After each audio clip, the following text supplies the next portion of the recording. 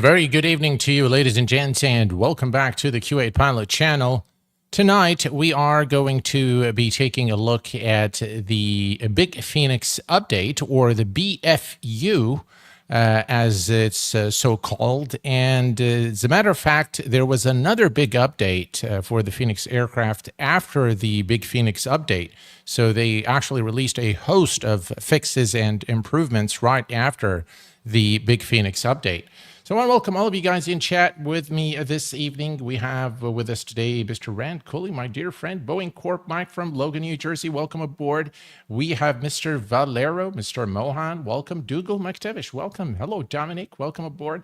Her experience. Welcome aboard. Roy, how are you doing? I hope you guys are well. And let's delve into our flight today. And as usual, we don't need that. We need Navigraph charts.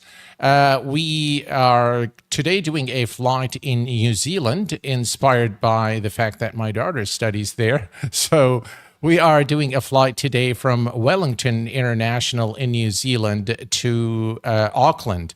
Both of these airports are notoriously known for their bad weather and very strong crosswind. So it should be an interesting departure and arrival into Auckland today. A little bit about our flight. We are departing Wellington runway 16. As you can see, we have 18 knots crosswind with marginal VFR conditions here from the ATV1 Quebec departure.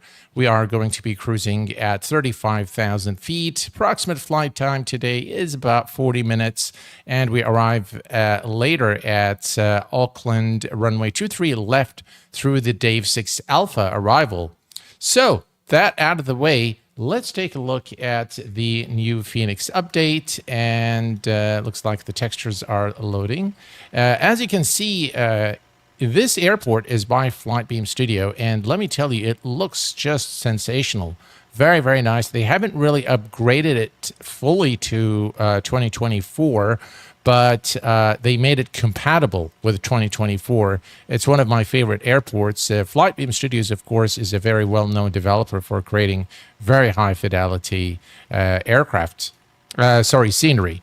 Okay, so looking at the very first thing that you'll notice is that the texturing has been improved in this version. And let me tell you, I really love the work by Fenix here. And now I haven't flown this aircraft in a very long time.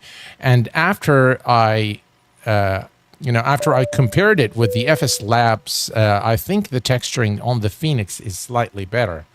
We have Thorder, welcome to Captain. Thank you very much, sir, for your support. Very much appreciated. And welcome to the channel. Thank you very much, sir. All right. So from the texturing, this is one of the first things that you'll notice have changed. And the same thing goes for the just beautiful. They fix everything. I love the screens there, the little scratches and the dirt on the screens there with the thumbprints, and it looks like it's been wiped off. I mean, this level of detail is just insane. Very, very well done. Again, you can see the same here on the MCDU screen. Again, the level of detail in the texturing here by Fenix is truly, truly amazing. Very, very good work by the guys over at Fenix. Again, you can see here the overhead panel. Very, very well done. And we can also go to let me open the door here.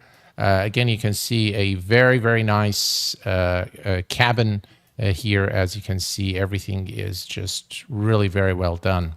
Now, we are going to go to the outside in a second because we want to see some of the things that has been added to the aircraft. So I'm going to switch to walk around mode. No, that's not what I wanted to do. I want to do walk around mode.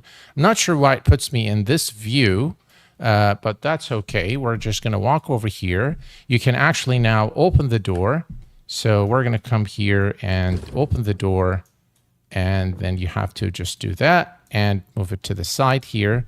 And now we'll be able to do the walk around. Okay, so the first thing is you can now interact with some of the elements here, one of which is the ground power unit.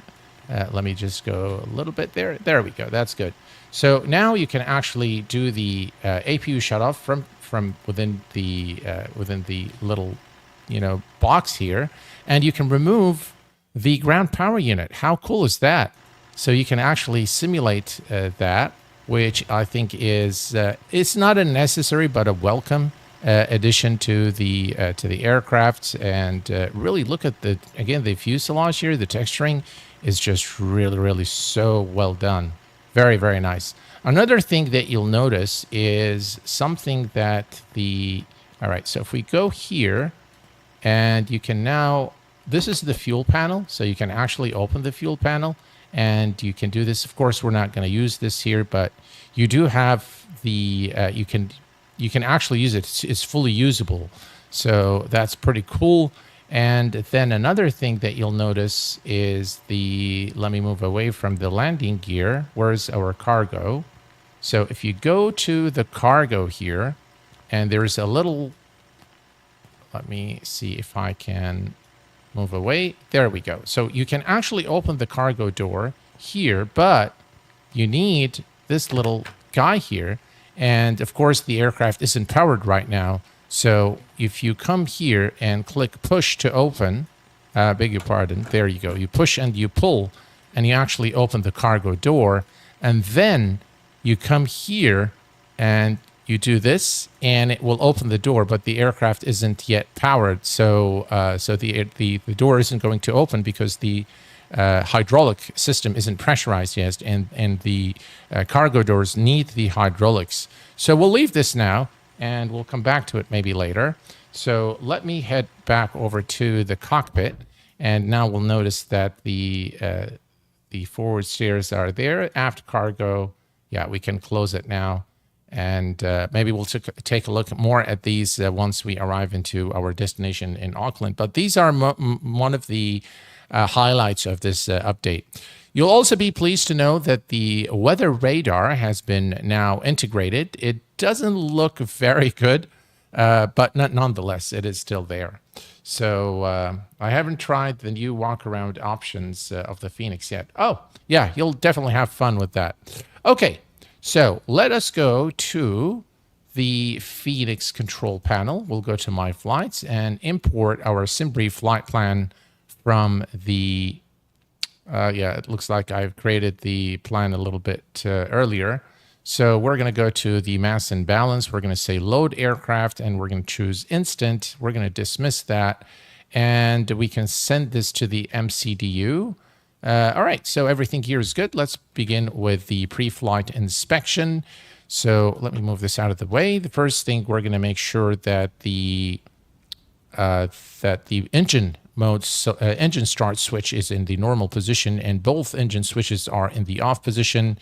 The throttle is in idle detent, and let me just make sure that it moves. Okay, the landing gear is selected down, and then we're going to move over to the overhead panel, and we're going to take a look here, make sure we have more than 25 volts on the batteries. The wipers are in the off position on both sides, and we're going to go ahead and turn on battery 1, battery 2, and lovely sounds. External power, excellent.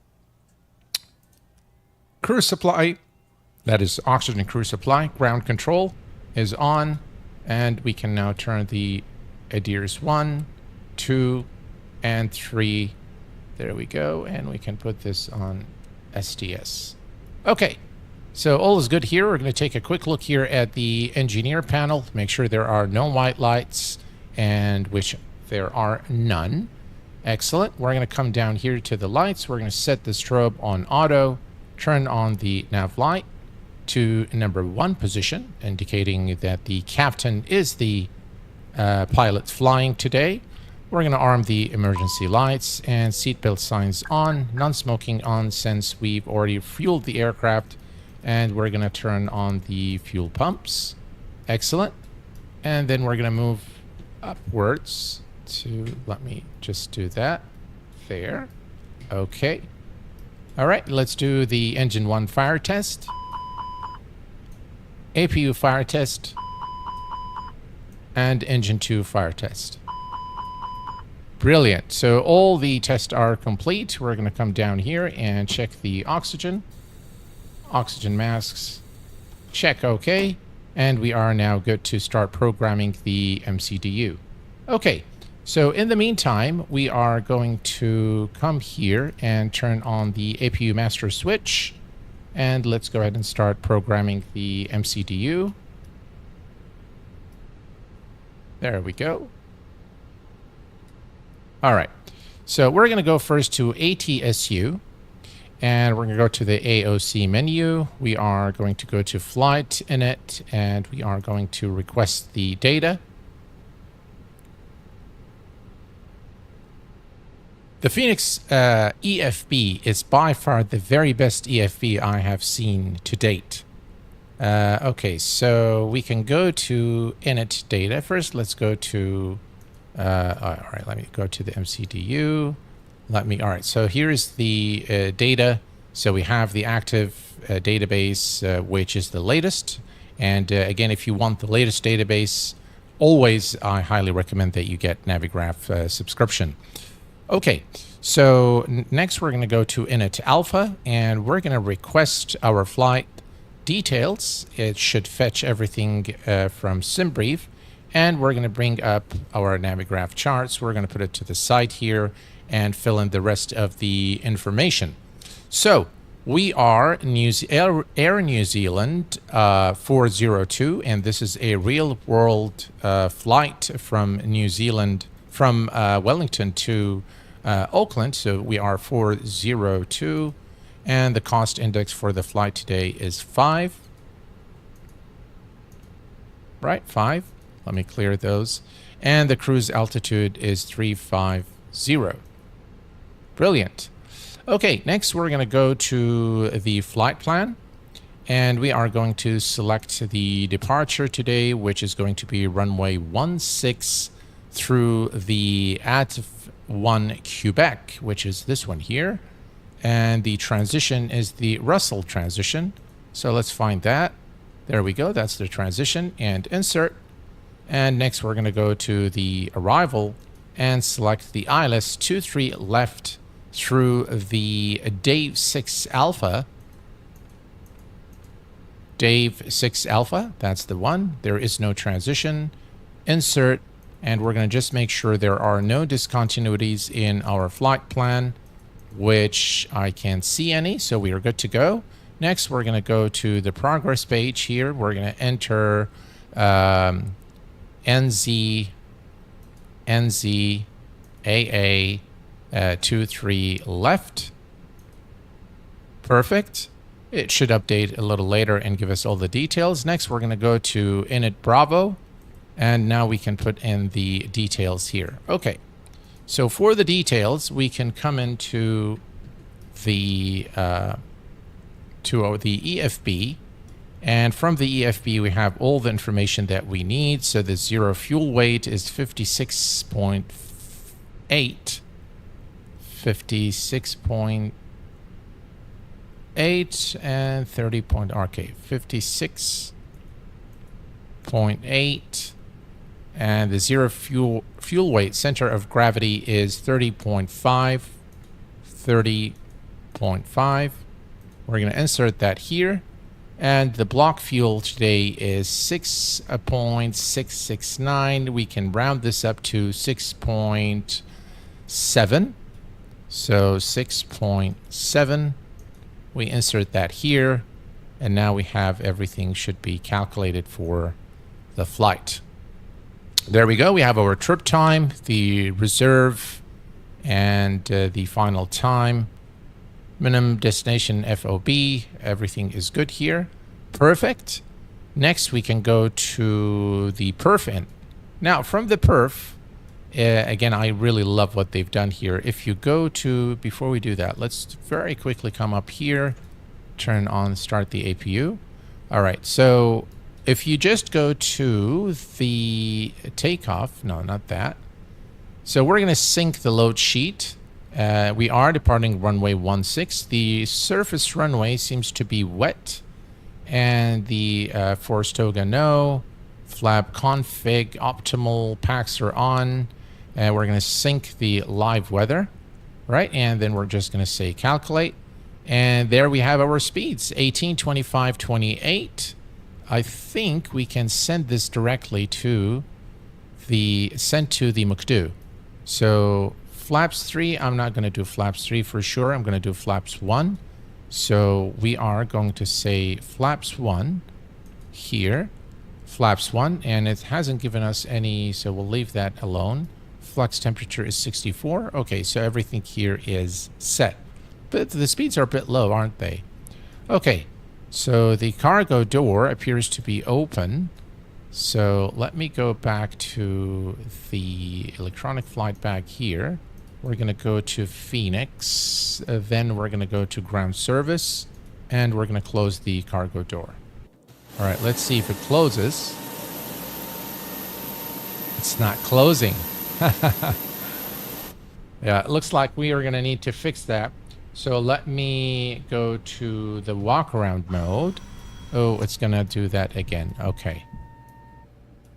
So let me open the door. And let's go and close that cargo door.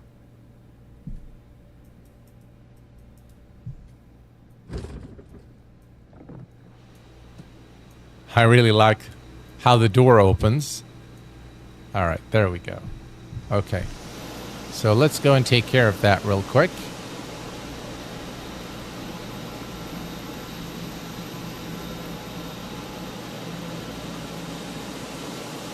Ah, we left that door open as well. All right, so let's close that. And I don't think that we can, yeah, I think we need to close it from the, all right, so let's just say,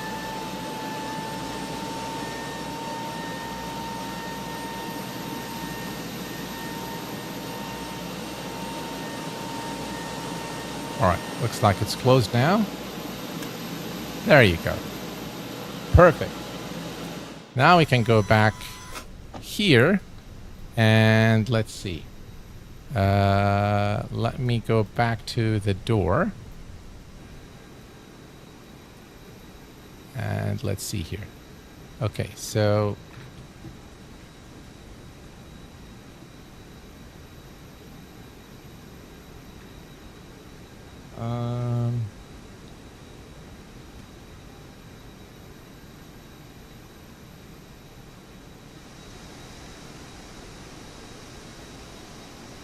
I'm not sure where the click is.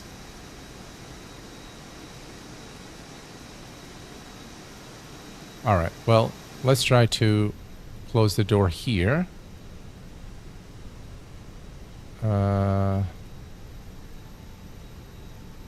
And door. Okay. Let's see if we have all the doors closed now. So we do have the cargo door closed. And we have the main door closed. Okay, perfect. Took me a while there to figure this out. Okay. All right, let's set our altimeter and let's go ahead and turn on the APU bleed. APU external power is no longer needed. And we can now, we'll set this on 10 here. And now we can go back. Yeah, everything chocks and cones can be removed and the GPU can be removed as well. And we are good to go now. Let's set our flight level to 350. I really like this aircraft a lot. And in this update, by the way, one of the biggest things that they've done is that they optimize the aircraft further for performance. So if you've had issues with it previously, it should be okay now. QA, did you know you have to press the gust lock to close the front door? Yes, that's right. I was trying to look for it, and I couldn't find it. So, yeah, thanks for that. Appreciate it. Me too. It's just very easy to just push send to MCDU. Yeah, for sure. On the hinge of the door, you find a button. If you push that button, then there is a lock prevent. Oh, gotcha. Thank you for that. Appreciate it.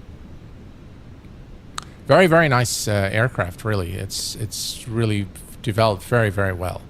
Okay, so we are good to go, and we are going to turn, let's go ahead and turn on our beacon lights on.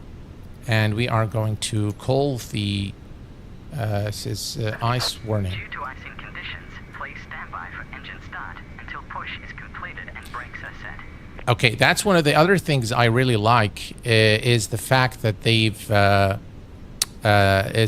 have automated the GSX integration, and automation with this aircraft is really very well done. So yeah, it should now we should have the guys here. Hello, Captain. We are ready for pushback. All right. And so the minute we turn on the beacon lights, that will call the, and then you can also use your, you know, your cabin here as well, so you can hear the cabin crew and, you know, the various. Let's turn the clock here, and here.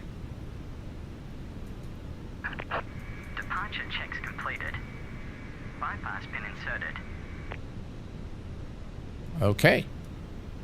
Let's just wait for the instructions from ground crew. And there is the pushback truck.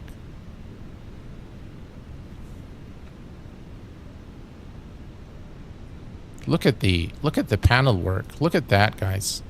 Wow. Locking gear. Yeah, the integration is very well done. Unfortunately, a lot of streamers don't know that, so they messed up big time.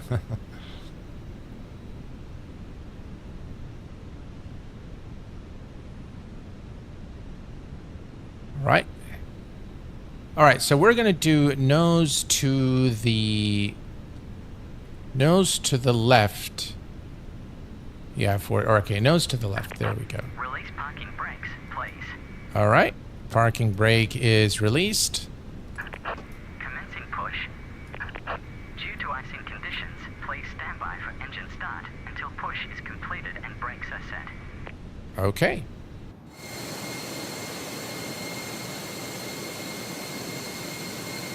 Well, I don't see any icing conditions, but that's what they say. But this actually livery is a really, really nice livery as well. So I think it just really adds to the overall immersion. Look at those engines. Look at the texturing. Wow. Again, look at this. This is second to none, really, in terms of the details. Is just really, they've nailed it. It looks really, really good. All right, so we're gonna stand by for engine start until the pushback is complete.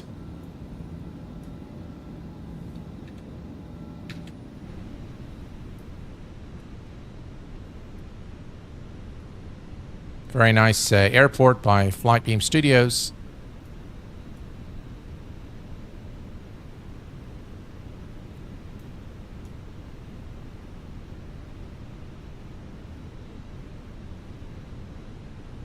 All right, we need to set the... Okay, this goes to auto. And it's got above? Yeah, that's fine. Do you guys want to see the icing, de-icing, or should we skip that?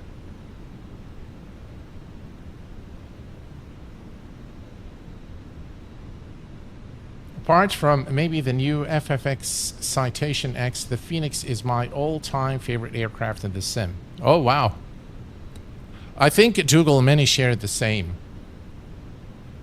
I think a lot of people... As you wish. Okay. All right, let's see what this guy is doing here.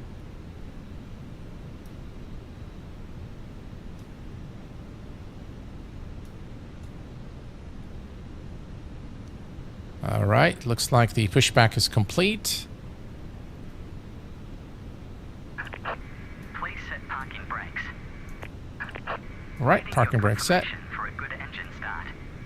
Okay, so we're going to come here first, and we're going to close the cockpit door, which I can't seem to find. There we go.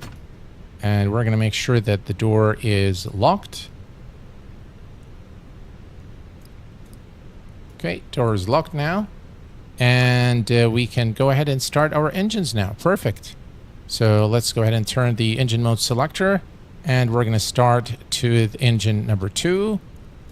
And let's switch to the outside view.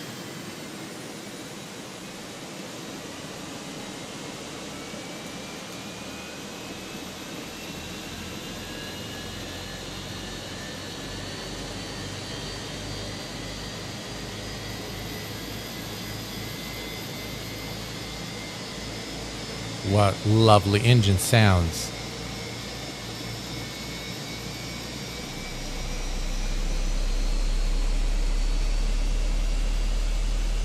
You gotta love that rumble.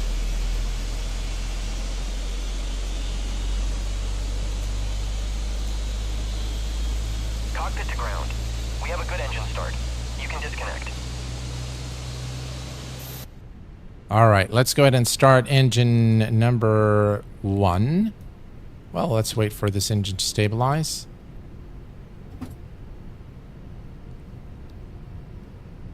All right, engine is available. Let's go engine number 1. And we can set auto brake to max. Let's set flaps 1. And we are going to arm the speed brakes. Okay, everything looks good. Second engine is coming up.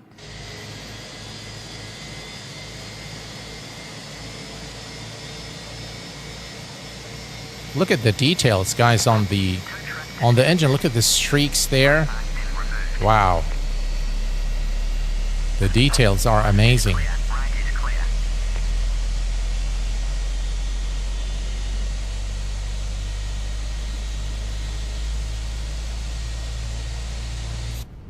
All right, there we go.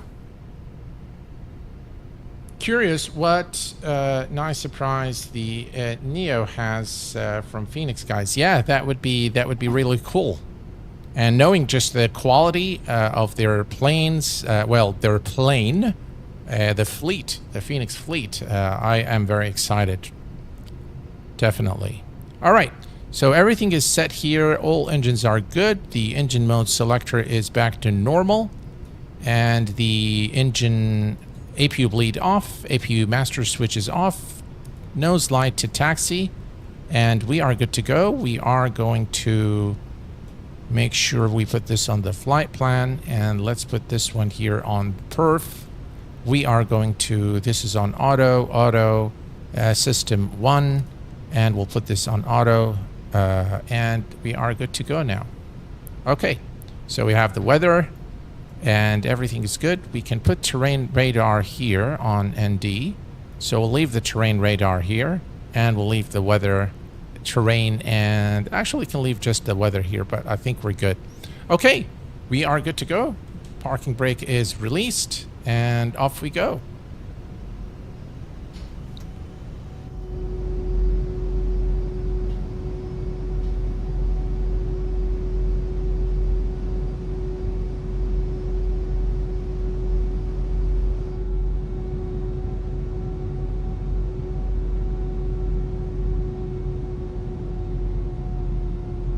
The engine sounds are just amazing. Very, very nice. All right, we're going to taxi all the way to runway 16. I love this airport. The amount of details in this airport is just amazing. Again, this is by Flightbeam Studios. And the aircraft is not a native 2024 airport. It is a... is compatible with 2024, so it needs a little bit of work in some areas, I think, but overall a very enjoyable scenery there for Microsoft Flight Sim.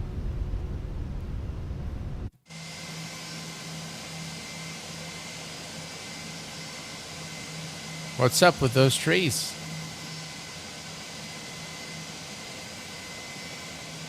Very, very nice.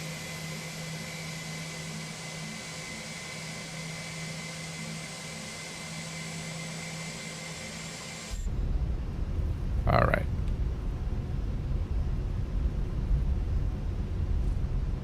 right. Config. Test OK.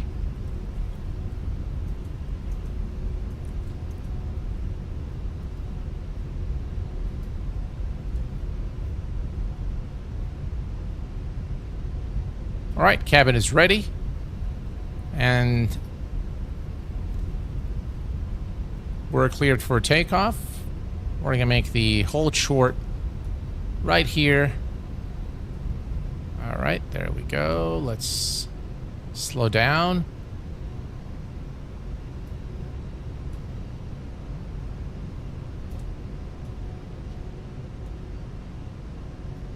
Okay. Landing lights on. Runway turnoff lights on. And strobe to are on. And we are going to start the clock. TCAS to TARA.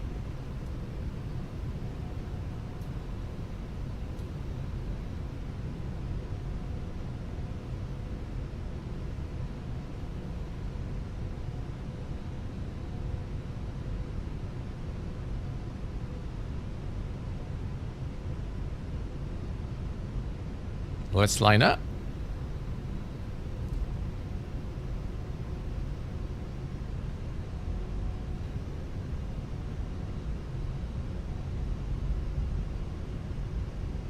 All right, look at how beautiful this runway is.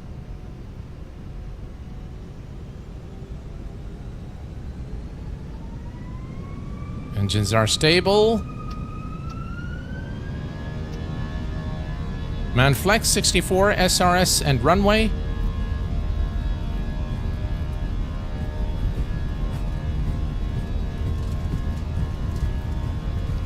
V1, rotate.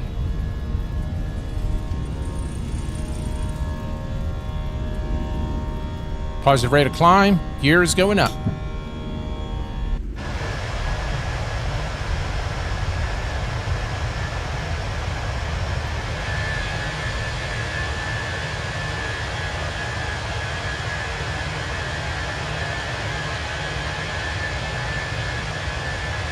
Wow. What a beautiful departure here from Wellington.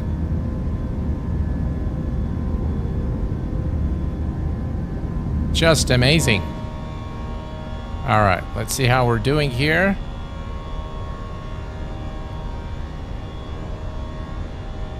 We want to pitch up here a little bit. Thrust climb. Thrust climb is set. Autopilot 1 engaged.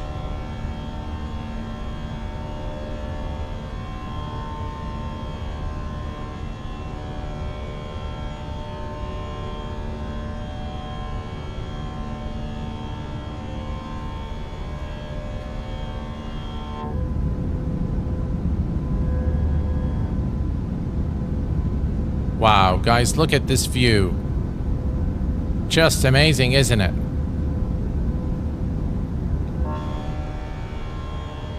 All right, and we can retract the flaps. Flaps up. Speed brake disarmed.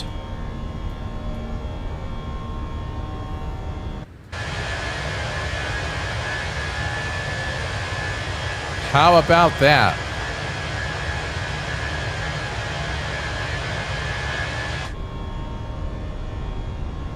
Right, all's looking good here.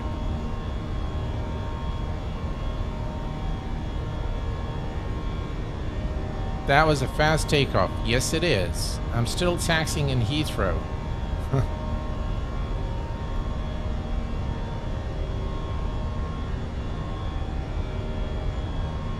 Man, those clouds are really fantastic looking. Unfortunately, they're always the same. You don't get a lot of variations in Microsoft with the clouds. They so for example, overcast conditions are not well represented in the sim.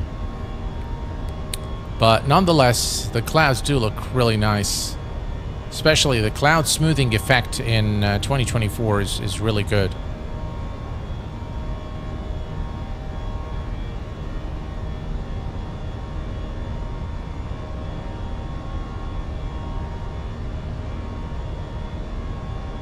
Right, we continue our climb. And here is the turn. We're going to begin the turn shortly.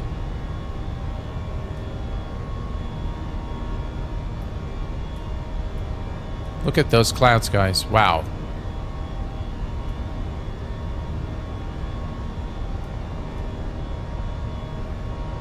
Very nice indeed. Right, 900,000. Landing lights off. Runway turn off, light off. Nose light off. And we are going to turn on the seatbelt size. We'll switch this back to 40. And we are going to come back here to the MCDU. We're going to go to the init page and we're going to change the cost index to 0. And while we're at it, we are going to come to the flight plan. We're going to select anyone here. Fix info, NZAA 23 left. And 10 nautical miles radius. There we go. Flight plan. And all is good here. Okay. Now you can see the weather here. Let me just zoom in here so you guys can take a look here. You can see the weather is definitely being depicted here on the weather radar. One of the highlights of this update.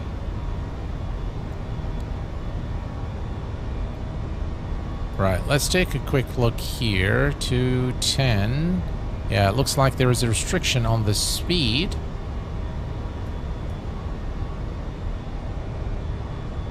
Up until the next, all right, 13,000. Standard barrow. Okay, done. Right, so now we can increase the speed and the aircraft should automatically do that for us.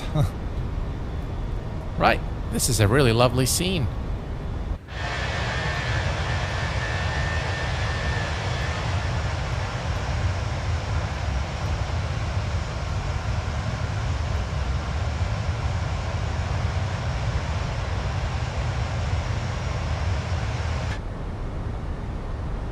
Actually, it looks really good.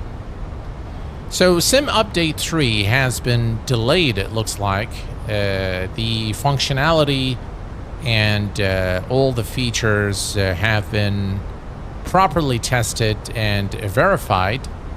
Unfortunately, though, there has been reports of heavy stuttering at airports, and the performance is really degrades at a lot of the airports, or maybe all the airports in Microsoft Flight Sim 2024.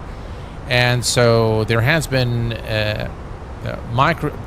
Asobo has put in a note that they need people to help them with this. So the beta testers, that is.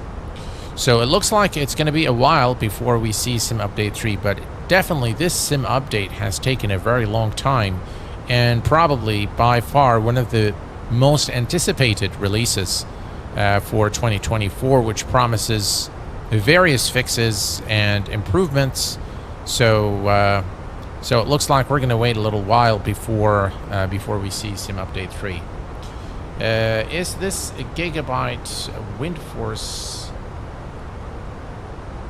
graphics card a good upgrade from 6 GB?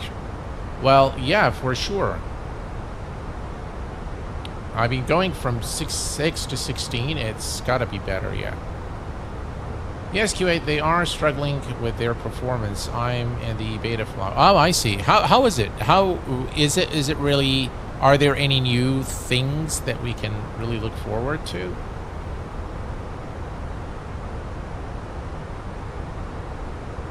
Although the clouds look very good in 2024, they are more realistic and explained for sure. The rays, the sky color, the overall atmospheric scattering of the lights and the clouds, and the type of clouds. So the METAR representation in X-Plane is far more realistic than it is in MSFS. That's a fact, yeah. but still looks good. It's more, I would call Microsoft Flight Sim more cinematic than realistic. So it is definitely more cinematic in a lot of ways. It is more cinematic. The color of the skies, they've got also a serious issue with the lighting during nighttime. The lights are extremely bright when you are at lower altitudes, which is highly unrealistic. But they look really good from a distance. So at 30,000 feet, when you fly over, you know, cities like Los Angeles and New York, it looks just amazing. That is true, Mr. Valero. Yes, 16 GB if you want maximum settings. If you're looking, then yeah, you might struggle a little bit with that. So we continue our climb to 35,000 feet, and you can see that this is a really, really short flight. So what I'm going to do is I'm going to go ahead and enter the destination information into the MCDU. So we're going to bring up SimBrief. We're going to bring up Navigraph charts. Oof, look at just, it's 21 knots. By the way, have you guys noticed that when we took off, I did not experience any crosswind on takeoff? And this is another thing that I think is totally broken in Microsoft Flight Sim 2024, is that you don't really feel the winds at all. It's just really broken. Okay, so we're going to go to perf. We're going to go to the next phase. I really like, by the way, hand flying this Fenix. So let's see here. Q and A. Let's go to Auckland, and 1020 is the altimeter. So 1020, and the current temperature there is 5 degrees Celsius. Ooh, it's pretty cold, isn't it? Wow. All right, it's winter now in New Zealand, by the way. 196. Yeah, that's something I definitely noticed, is that the wind issue is also taken care of. It's just LOD issue they're struggling with. Oh, okay, perfect. I'm glad that they fixed the weather issue, because that was one of the biggest things for me, which is a huge put-off in Microsoft Flight Sim 2024. You don't feel the winds at all. Okay, so it's pretty much always winds calm, regardless of, you know, what your METAR says. Okay. So one more thing we need to do. We're going to come to the approach, 23 left. It's the ILS, and we are...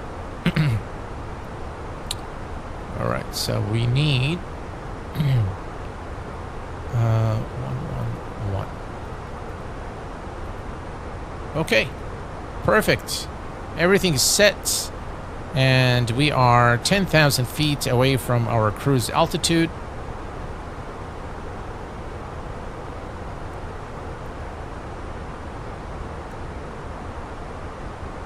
Yeah.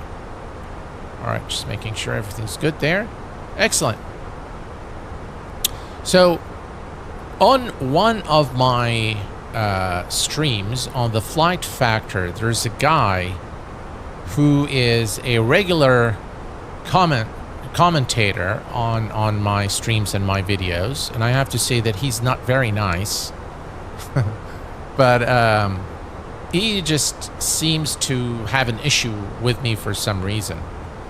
But in one of the latest streams on the Flight Factor, a guy has said something about any builds being the best in terms of, you know, the looks and the flight model.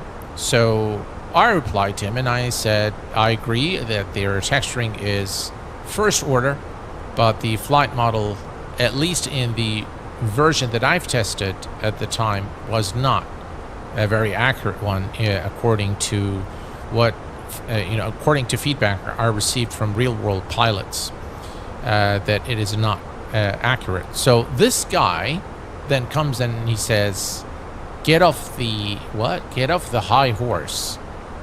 And it's like, why are you, what high horse, what did I say? And I just replied to him nicely, and I said, I am, providing my opinion based on what I know, my knowledge, and my experience with the aircraft. And you are, of course, entitled to your own opinion. Then comes the shocker of all shockers. So this guy comes and says, I don't, this YouTuber, referring to myself, this YouTuber does not spend enough time with add-ons that he recommends. He is recommending the Sparky 747 and insists that it does not have any problems. I'm not sure if I should trust his reviews or opinions. Now guys, I tell you, I do get a lot of very encouraging comments, very positive notes. I've had an interview with one of the Arab content creators this last Thursday. And I heard a lot of very, positive feedback, but this comment from this guy got to me.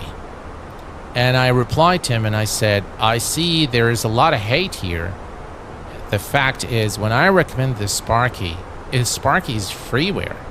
And when I recommend Sparky, it's not because it's perfect. It's because, I'd like to help the developer who, dedicated a lot of his own free time for this community to enjoy the aircraft. So I told, my comment goes on to say, kindness doesn't cost you anything. Please be nice. So he didn't respond after that. But yeah, he seems to be to have an issue. He's been a long-time subscriber to the channel, though. So I just don't get it. Sometimes people... Yeah. It's not like you make people do any particular thing. Some people are just negative for the sake of being negative. Yeah, for sure. Should have been MSF's 2025. Do you ask for the reason for the... Yeah, Roy. No, I don't get into that. Yeah. I don't get into that. I'm doing very well, Mr. Boring. How are you doing, my friend? I hope you are not bored. Your handle is a bit strange. But I hope you are well, my friend. All right, so about 3,000 feet before we level off, and then we should make it to... Yeah, listen to that. That is really, really nice. The texturing of those wings is just amazing. Very, very nice.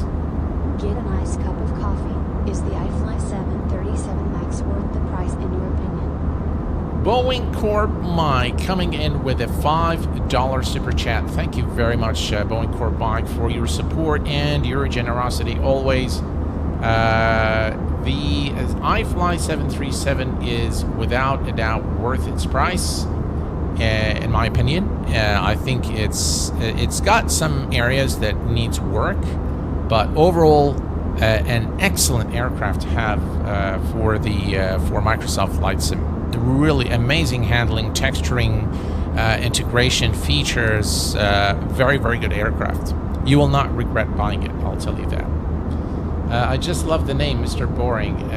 Being Irish, I'm sure people find me boring. Oh, that is very funny. Well, we don't find you boring here on the Q8 Pilot channel. I think you've made everyone laugh here today, so I think I think everyone is very interesting and genuine, unique, and has something important to say. So you're very welcome here on the channel, my friend. Sam, did you also pay a visit to EGBB from... you can actually walk around the airport. No, I haven't. I haven't bought that airport. But now that you told me, maybe I'll take a look. Sim Low Deck, welcome. Well, usually I suggest these people do a favor to the world and start their own channel and set the record straight on their own channel. No need to waste time on reviewing others. Yeah, I mean, I hear you, my friend. I hear you. I mean, I probably shouldn't, I probably shouldn't talk about that, but it really bugged me, so I'm kind of venting to you guys. All right. So let's take a quick look here. And TD is in 64 nautical miles, a very short flight over to Auckland. And we want the platform altitude, which is 3,000 feet. So all is good there. And we've been flying for about 19 minutes. So another maybe 10-15 minutes, we'll begin the descent. And we'll be at our destination in no time. Hopefully I'll butter this landing for you guys. We will record it and see how well I do. There is a famous drummer who died years ago. His name is Buddy Rich. That's a pretty cool name. Thank you very much, Roy. Appreciate it, my friend. Very, very kind of you. You guys are the best. Really, I couldn't have asked for a better following on YouTube. So let me guys give you a little bit of a kind of an update. I'm not sure it's of interest to you guys, but I'll give you the update anyway. So you know, most of you know that I have growing interest in generative AI and creating content for using AI. So creating content using AI. The level at which this industry is moving is they're moving at just warp speed. It's just unbelievable that every single day there is something new, something's being improved. You can compose full songs with with personas, and you can really produce music now without any instrument, without having a single person, and it costs you about $8 a month. So anyway, my interest in this area is growing, and I think I've reached the point where I can provide some very nice value to the community, some very good value to the community in terms of knowledge and in terms of tutorials how to do things. And you guys know that this is how the Q8 Pilot channel started. It started from me being passionate about aviation and about teaching. And I think I am at this stage where I can add a little bit to that community as well. So I have decided to create a new channel. I haven't decided on the name of the channel. I am doing a lot of preparatory work now to start this new channel. And it's going to be focused on, the development of AI, and it's going to be in dual languages. So it's going to be in English and in Arabic.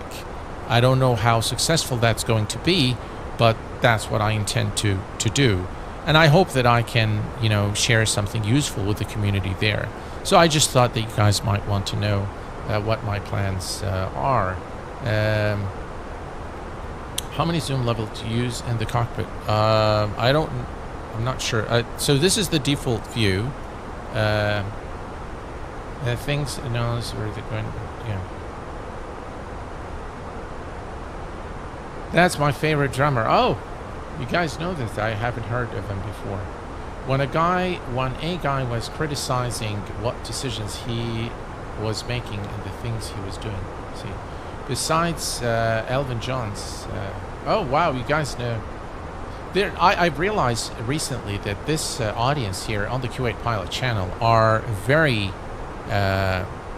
music literate, which is a cool thing, because I myself am a huge music fan. Thank you very much, Mr. Boring. Appreciate that.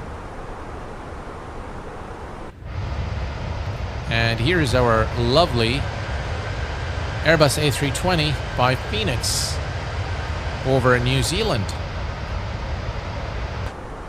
All right, here is top of descent. So we are closer to our destination.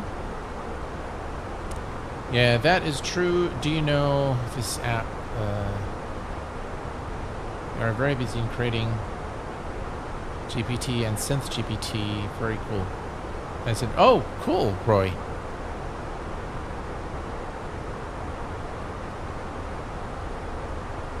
I used to be able, one of our neighbors back near my dad's house back then, when I was younger, was the son of a very famous composer here in Kuwait. And so I used to spend a lot of time with him. And, you know, I wish that I can get back into what I used to do earlier. So I used to record a lot of, you know, music clips and footage of myself playing and singing, and then I do like effects on it and add instruments to it. And now you can do a lot more things than we used to back in the day, in the 90s, 80s and 90s. So things have definitely changed. Can I ask you the verdict on the Fenix update? Well, I think this update further elevates the Fenix A320 Airbus status as one of the, if not the best Airbus developed for Microsoft Flight Sim. I think the fidelity of the textures, the sounds, the depth of system simulation, the actual simulation of the operation of the aircraft is really second to none. I think they've done a brilliant job with this update. So yeah, I think it's going to take the rank now from FS Labs, and it's going to take the first place for the Airbus fleet, as far as the Airbus fleet is concerned. So yeah. What kind of music are you composing, Sam? Well, I compose Arabic music, so I normally write my own lyrics, and then I try to, you know, compose the music for it. I'm not very good at it. I used to be when I was younger, but yeah, I'm not very good at it now. So I use a lot of AI to help me with it. With the famous Arabic scale. Yes, that's right. That's correct.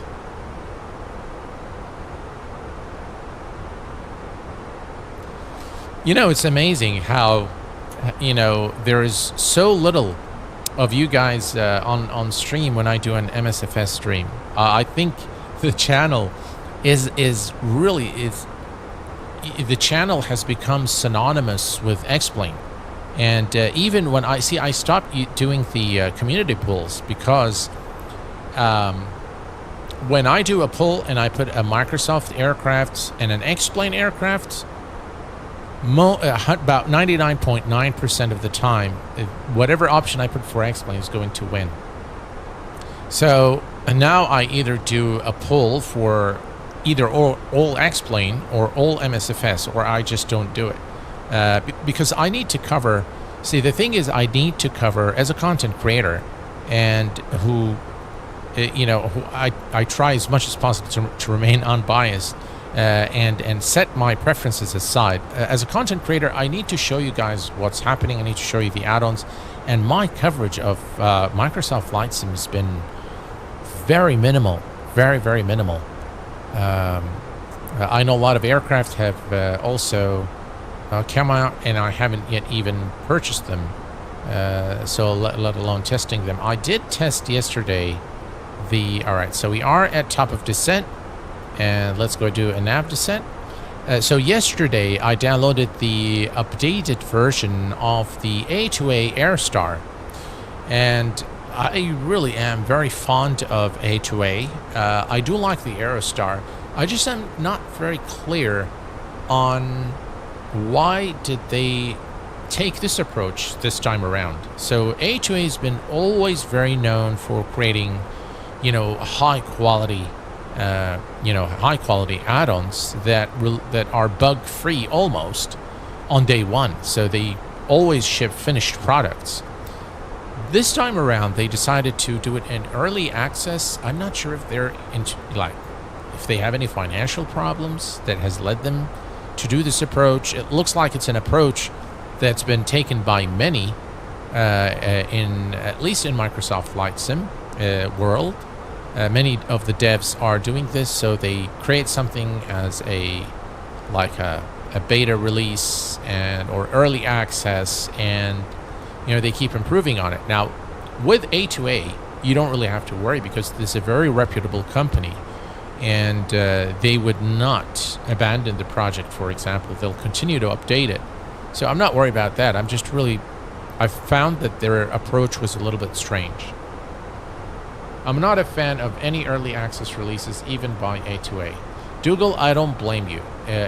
By the way, early access and beta releases are not for everyone. And to be very honest with you, Dougal, I think there's a lot of merit to you not liking it. And I will tell you one thing. When I downloaded the Aerostar, installed the very first version of the early release, I actually felt very disappointed. Now, I knowing, of course, that it's early access, but the fact that this is A2A was like, no, that's not A2A quality, you know? But, you know, it's early access. And for this reason, I did not really do any coverage of the aircraft.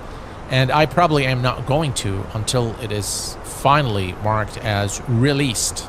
And then I will probably do some coverage of the aircraft. I was shocked seeing A2A releasing early. Yeah, it was very, very shocking for me as well. It is a step backward, yeah, but you know, sometimes, Dougal, I think the financial position of a company will dictate a lot of, you know, the decisions. And it might be the case that this is, you know, what's going on with them. And in order for them to survive, they need to bring in some money to pay for the developers. So I do understand the economies of this business. It's a very tough business. I remember for AnyBuilds, for example, one of the developers was telling me that for a whole year before releasing their A300 for X-Plane, which is, it used to be their flagship product, but for a whole year, they actually worked pretty much for free. So they were not able to really make any money. And it was a very tough time for them, but it paid off in the end after the aircraft was released, obviously. So, good afternoon, Mr. Raul Rodriguez. So, yeah, definitely coming from A2A was a, you know, was very shocking. But again, we don't understand really what, you know, what the situation is over there.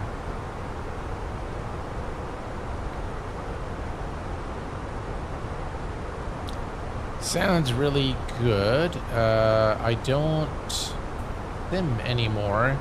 I just love to watch and sit back, enjoy. Yeah. Oh, Rand, you don't have 2024. Okay.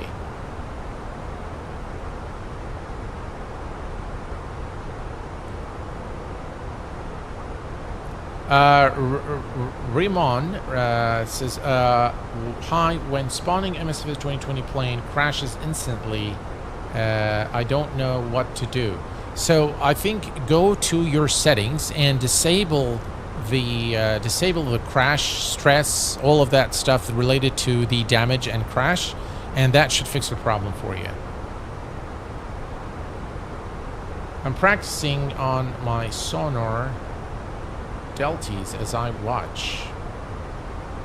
Enjoy.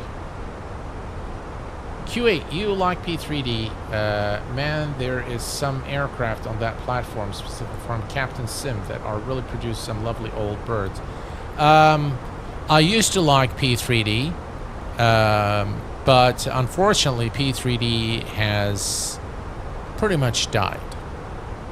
It is definitely no longer a platform that is, I think, viable for the consumer base. I think Lockheed Martin has created that mainly as an experiment for, you know, for whatever purpose they've had, and yeah, it's pretty much dead. I do still have it. I have the latest version of P3D, version 6. But yeah, it's gone. Forget P3D. It did have some really amazing aircraft, and but it was it required a lot of, you know, a lot of tweaking and, you know, config files and do this and do that. Let me extend speed brake a little bit. Looks like we're going a bit too fast. There we go. Let's take a quick look at the outside. And here is the lovely mountains of New Zealand.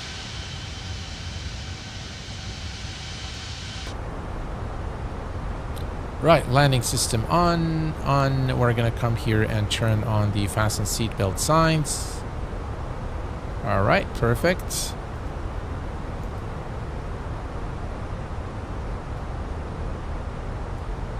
All right, 23,000 feet. And if we look here, speed error at MROJ. All right, let's take a look at MROJ. Let's see here.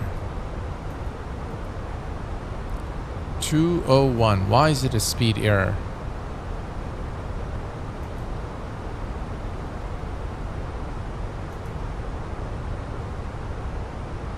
I think it's fine.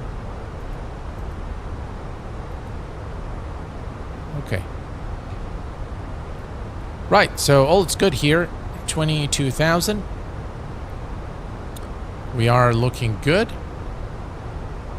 And our altitude is perfect for the current sector of the flight as we descend towards Auckland.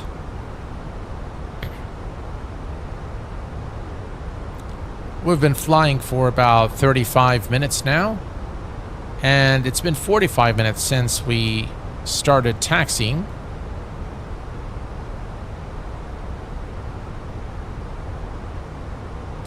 How is X-Plane 12 doing? Any more updates with it? Well, X-Plane has received the final 12.2.3, I think, was the last one. And it's amazing. Yeah, it's definitely next level in terms of the lighting, the atmospheric conditions, the physics, the flight model. The terrain still looks, you know, pretty shabby in X-Plane.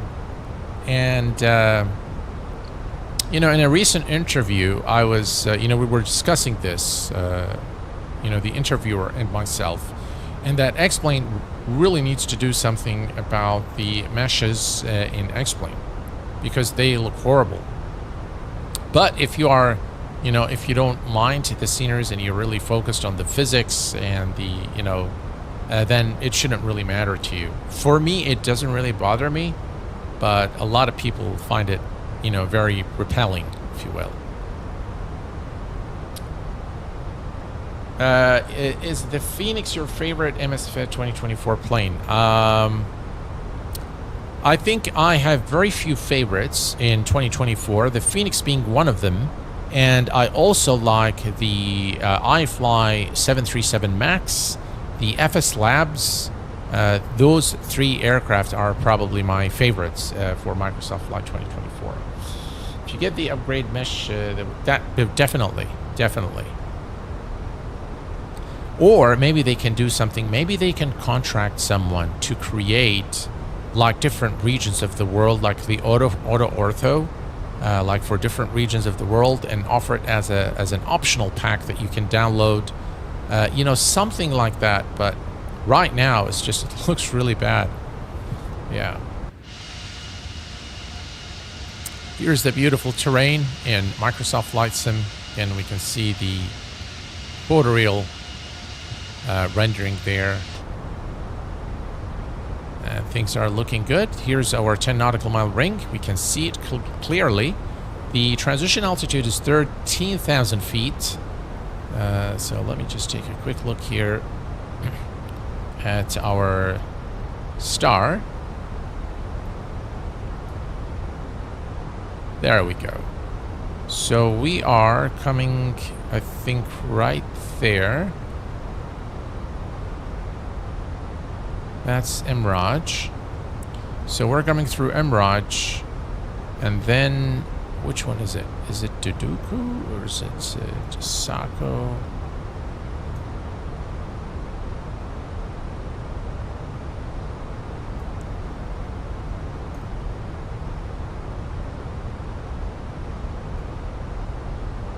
That is MROJ. And then it's the turn towards the runway. Okay. It's a bit of a sharp turn. Well, it should be fine. Okay, any restrictions? Let's take a quick look here. So it looks like there's a restriction here.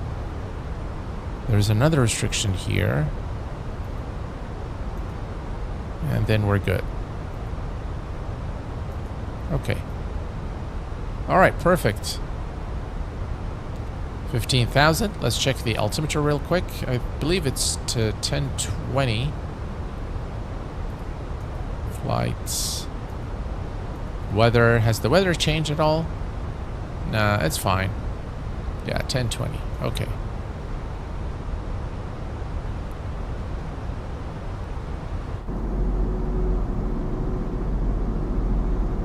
Here's a lovely wing view here. Now I think you can really see the details on the wing. As far as the texturing goes, immaculate. Unblemished.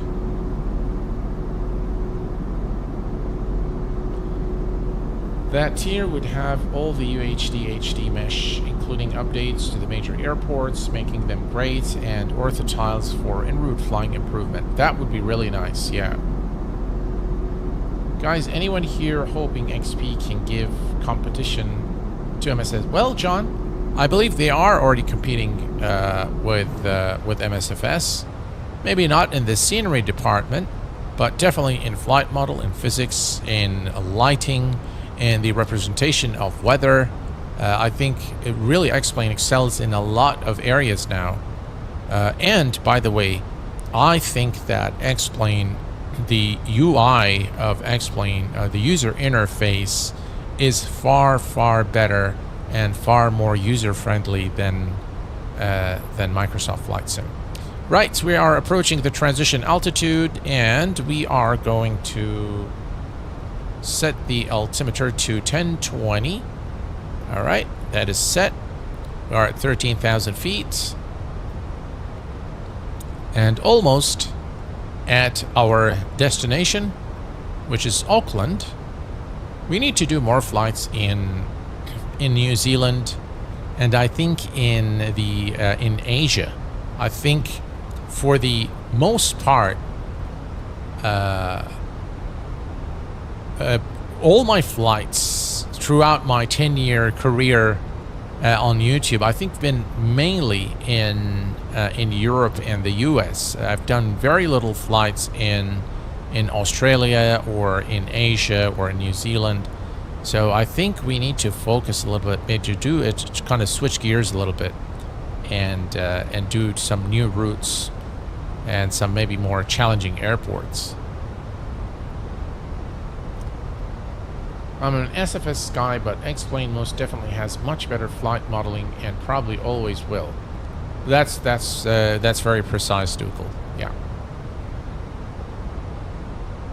And Dougal, I think your tendency to lean more towards MSFS has to do with you being a real pilot and that flew mainly, VFR in VFR or smaller planes, which you could have done IFR as well, but I think lower altitudes, and so you rely a lot on the visuals.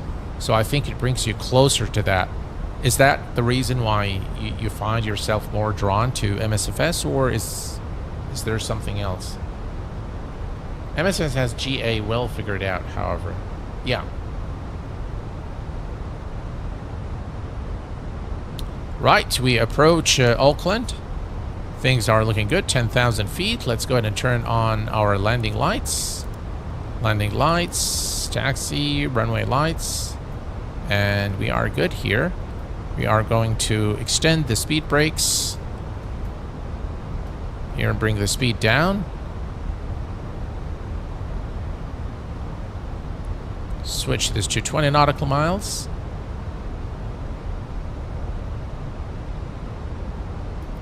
And let's take a quick look here.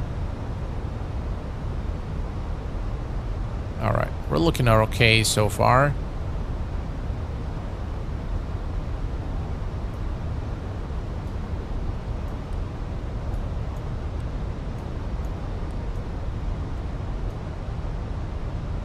All right. All is looking good. 900,000.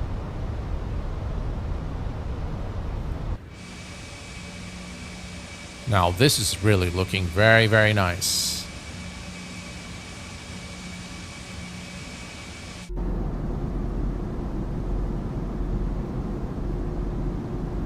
Yeah, and what I've noticed in Microsoft Flight Sim, at lower altitudes, the textures actually look a lot nicer.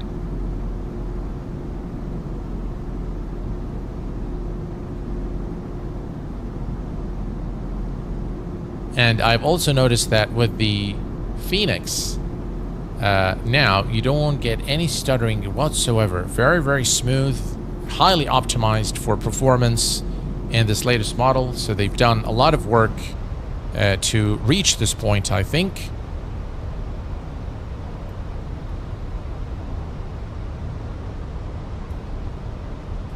Right, I better bring the terrain radar here. Just a second here to... All right, looks like we are good there. Okay. All right, all is looking good. Let's not forget to enable the recorder so we can take a look at our... replay our landing. Joshua's flight simulation, even with the Fenix update on MSFS, X-Plane still better. Yeah, I mean, X-Plane is it's got its strengths and weaknesses for sure, but when it comes to the flight modeling and the physics, definitely it has an edge over Microsoft Flight Sim. All right, we are looking good and almost now at our destination. This is a really, really nice scene here as we come through these clouds. Very, very nice.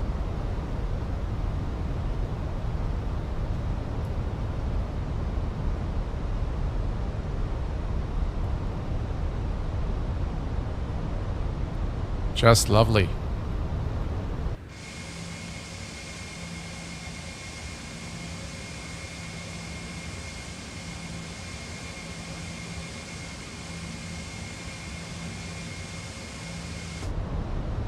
All right. Let's go to 10 nautical miles, and we are going to extend the speed brake again and slow the aircraft down.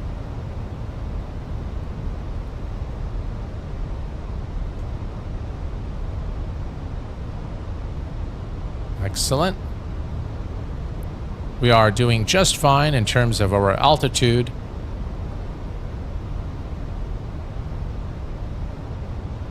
Right. And we can now arm the speed brake. Auto brake to medium.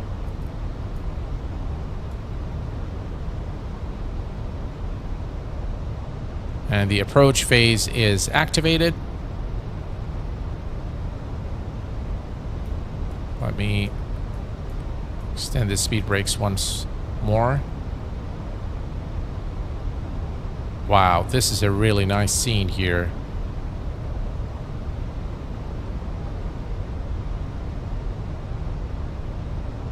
All right, and approach. Cat 3. ILS captured. Right. Arm the speed brakes.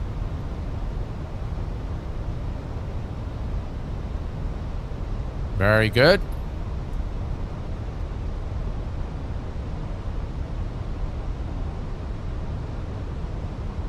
Speed check, flaps 1.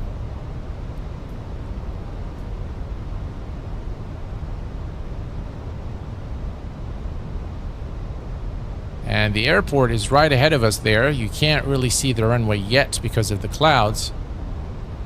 But, yeah,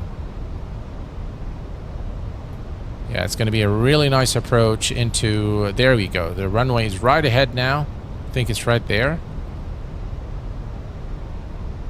Right, and speed check. Let's go ahead and lower the landing gear now.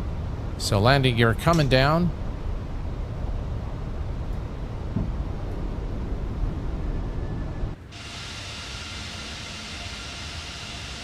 Wow, this is really nice. All right, let's not forget our flight recorder. So let's say record. And we'll put this here on the side. Right, we're going to go to flaps 2.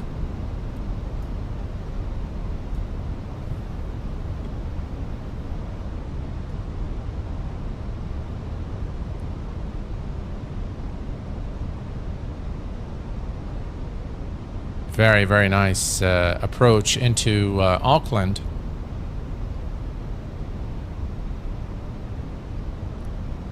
Just a tad fast, but I think we should be able to... there's definitely some crosswind.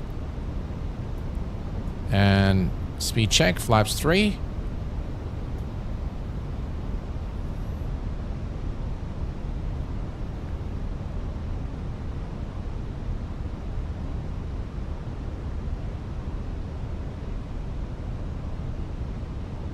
Speed check, flaps full. Landing gear is down, signs are on, spoilers are armed, flaps full, and there are no blues, and the landing checklist is complete.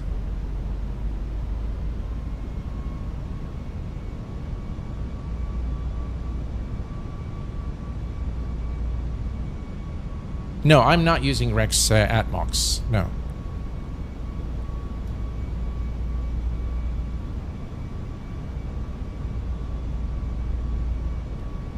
Looking good. At 1,000 feet, we will disconnect and take control.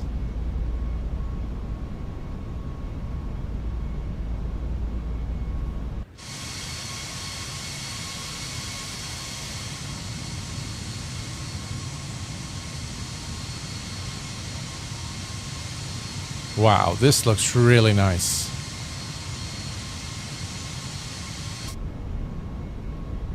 All right, 1,000 feet, autopilot disengaged. My aircraft.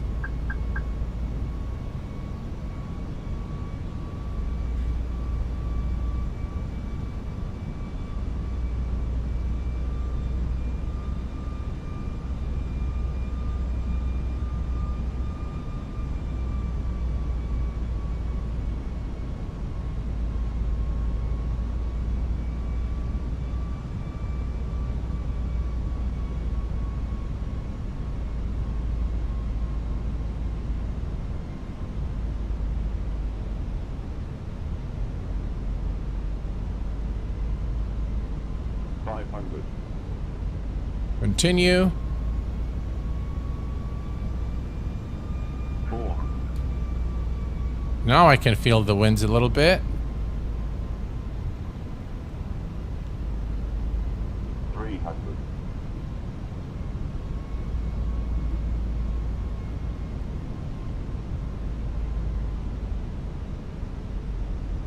100 above.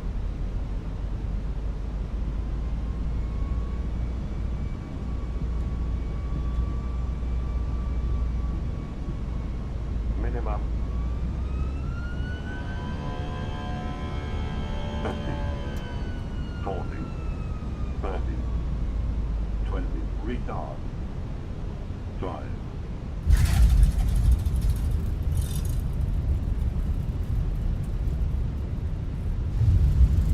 All right. Reverse screen. And welcome to Auckland. Not sure what happened there at the final approach there. It seems like it went to a go-around mode for some reason. But we've made it safely. We'll take a look at the... That was winds gusts... I see.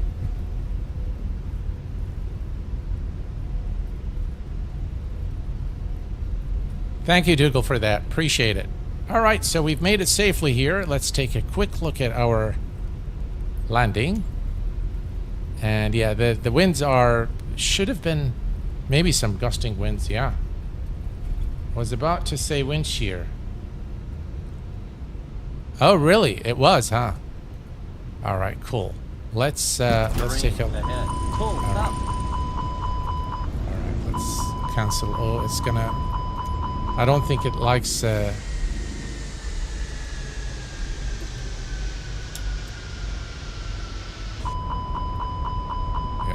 Looks like we need to... There we go. Okay, perfect. I think we need to configure things. It won't let me do the flaps. Ooh, what did it do? Why did it... I think the FCR is not compatible with the Fenix update. Let me try to do this again.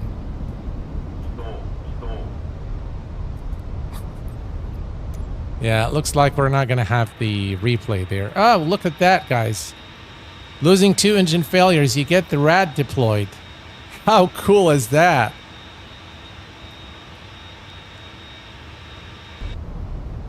Yeah, it doesn't look like we can do the replay, unfortunately.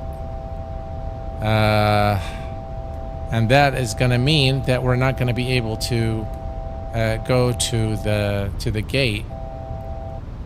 So yeah, we're flying on RAT now.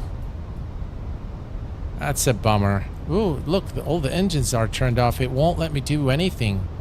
Looks like FCR has just really messed up the whole thing. All right, let me see if I can.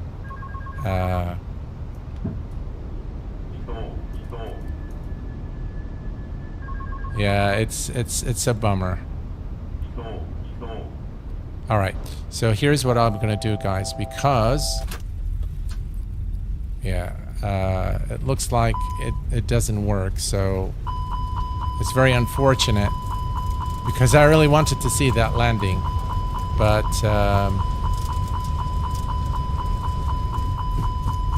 yeah, it looks like there's no landing gear either. Yeah. Yeah, we just messed this up with the FCR. It just messed things up. There we go. We have the aircraft back now in one piece. And yeah, unfortunately, all right. So here's what we can do. We can come to the panel state and we'll say ready. We'll just say activate. There we go. All right. At least we can taxi back to the gate. So let's disarm that. All right. So yeah, unfortunately, it looks like FCR needs updating. Now the gear's back. Yeah, how weird is that? Yeah, it was very weird. MSFS needs help from X-Plane on a decent replay system. Yeah, they do. All right. So unfortunately, yeah, we were not able to see the RAT failure, but it was nice to see that when there is a dual engine failure, the RAT properly deployed, again, and this is testament to the fidelity of the Fenix Airbus. And that's something that you'd expect definitely when you have dual engine failure, is the RAT would deploy automatically. And it was nice really to see that, you know, that it deploys, that it works when it should. So that was cool. All right, so let's head over here to the gate. Let's start the APU. There we go. And we'll just pick a nice spot for our aircraft. I did this flight with Say Intentions. I was actually tempted to do it today with Say Intentions. It actually works really well with injected traffic. But I'll tell you one thing, guys. After a while, I think Say Intentions, again, this is the limitation of not having a real human, is that it becomes very repetitive. The things that are said by the cabin crew, the things that happen normally, with the... It just becomes really repetitive. And so, yeah, I said, yeah, let's do it without this time. And then we'll probably do it some other time in a future MSFS flight. All right, so here we are at the gate. Let's line the aircraft up. And there we go. Okay. And the parking brake is set. And the APU bleed is on. And we can now turn off the lights. Oh, the lights are already turned off because we did the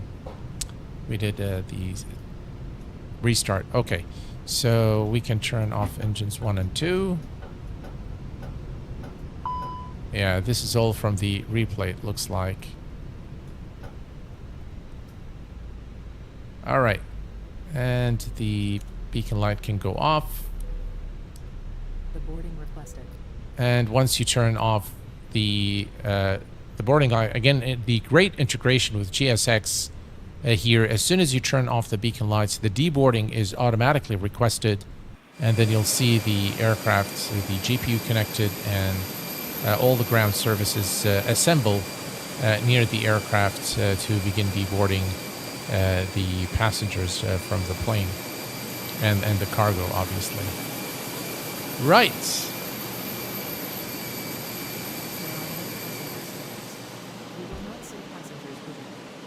So that is it for our stream this evening, folks. I hope that you've enjoyed it. My final remarks on the Fenix update, I think they have really brought the aircraft to a different level, and it is more enjoyable than when it was first released. Not that it wasn't then, but it is definitely more enjoyable now, with all the performance optimizations that they've integrated into the aircraft, the various parts that you can do now as part of the ground crew operation are definitely welcome changes. I really love the fact that they've worked also on the weather radar, and that the aircraft now fully is equipped with a radar system, weather radar system that you can use and works pretty well in the sim. Well, folks, this pretty much... oh, Sim Fanatic is in the house. Welcome, Sim Fanatic. Glad to have you here, my friend. So, guys, I will be back in X-Plane on Tuesday, and we are going to be B1 Lancer 656. Thank you for coming in with a $2 super chat. Really appreciate that. Q8, if I'm right... Spacebar levels this view again. It would be shift and spacebar.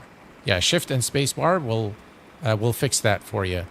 So on Tuesday we are going to be flying the Fenix A320 based on a request from, I think, one of you guys on stream.